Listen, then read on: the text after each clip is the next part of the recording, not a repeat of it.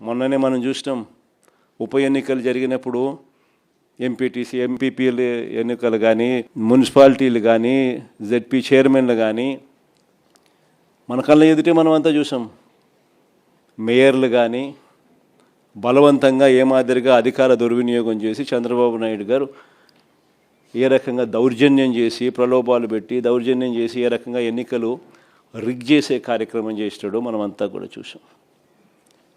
ఇలాంటి పరిస్థితుల్లో ఎన్నికలు జరుగుతూ ఉన్నాయి. అందుకనే ఇక్కడ ఎన్నికల విషయంలో జాగ్రత్తలు తీసుకోవాల్సిన అవసరం చాలా ఉంది. ఎన్నికల్లో ప్రతి ఒక్కళ్ళం కూడా ఆషామాషిగా తీసుకోవాల్సిన ఎన్నిక కానే కావు. ఎక్కడైనా ఏ కాన్స్టిట్యున్సీలో అయినా కూడా ప్రతి ఒక్కరూ గుర్తుపెట్టుకోవాల్సింది ఏంటంటే కార్యకర్తల కోసం మనం నిలబడే ఎన్నిక ఈ ఎన్నికలు అనేది ప్రతి ఒక్కరూ గుర్తుపెట్టుకోవాలి.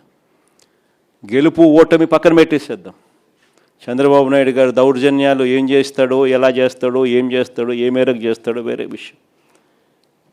కానీ ఆ కార్యకర్తకు దౌర్జన్యం చేసిన మా నాయకుడు మాకు తోడుగా ఉన్నాడు అన్న భరోసా ఆ కార్యకర్త కలగాల. నన్ను ఓడించడం కోసం, ఒక చిన్న కార్యకర్తలైన నన్ను ఓడించడం కోసం చంద్రబాబు నాయుడు గారు ఇంత అధికార దుర్వినియోగం చేసినా కూడా మా నాయకుడు నాతోనే ఉన్నాడు అన్న భరోసా మీలో ప్రతి ఒక్కరూ కూడా ప్రతి కార్యకర్తకు కలిగించాల్సిన ఎన్నిక ఈ ఎన్నిక అనేది గుర్తుపెట్టుకోండి.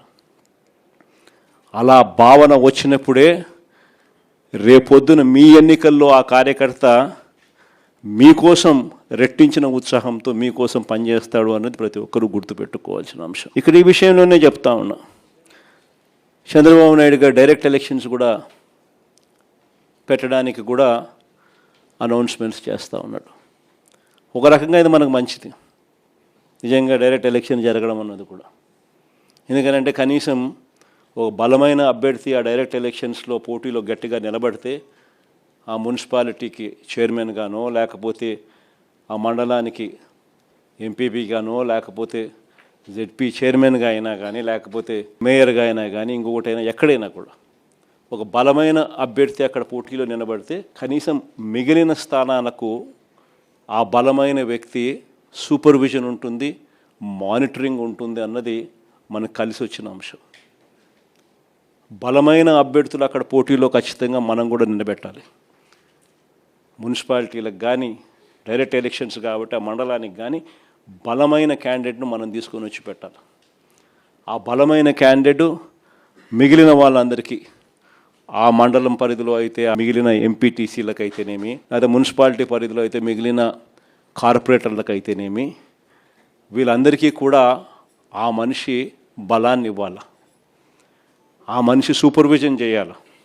ఆ మనిషి సూపర్విజను, ఆ మనిషి బలాన్ని రెండింటినీ కూడా కార్యకర్తలకు ఇవ్వగలిగితే ఒక బలమైన క్యాండిడేట్ గెలుచుకొని వస్తాడు అనేది గుర్తుపెట్టుకోవాల్సిన అంశం. ఈ ఎన్నికల్లో మనం గెలిపించుకునేది మన కార్యకర్తను. ఈ ఎన్నికలు జరగాల్సింది ఆ కార్యకర్తలకు భరోసా ఇచ్చే విధంగా జరగాలి. ప్రజల వాయిస్ వినిపించే విధంగా ప్రజలకు మనం తోడుగా నిలబడగలగాలి. అది ఖచ్చితంగా గుర్తుపెట్టుకోవాల్సిన అంశం.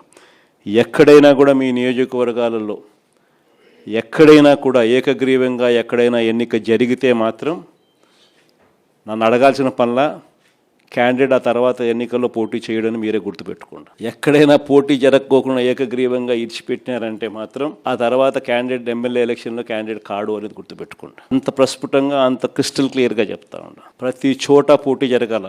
ఎన్నికలు అయిపోయిన తర్వాత కూడా నేను రిపోర్ట్లు తెప్పించుకుంటాను. మీ ఎమ్మెల్యే క్యాండిడేట్ ప్రతి చోట పోటీకి నిలబెట్టాడా, క్యాండిడేట్ నిలబెట్టలేదా అనేది పోటీ రిపోర్ట్లు తెప్పించుకుంటాం.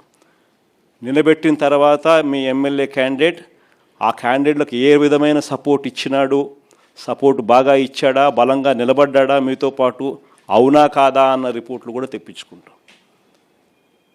ఖచ్చితంగా ఆ మేరకు పాజిటివిటీ మీ దగ్గర నుంచి రావాలి. ఈ ఎన్నికలు మనం మన కార్యకర్తల కోసం గట్టిగా నిలబడితేనే కార్యకర్తలు మన ఎన్నికల్లో మన కోసం గట్టిగా నిలబడతారు అన్నది ప్రతి ఎమ్మెల్యే క్యాండిడేట్ కూడా తన సిస్టంలోకి జీర్ణించుకోవాల్సిన అవసరం ఉన్న అంశం.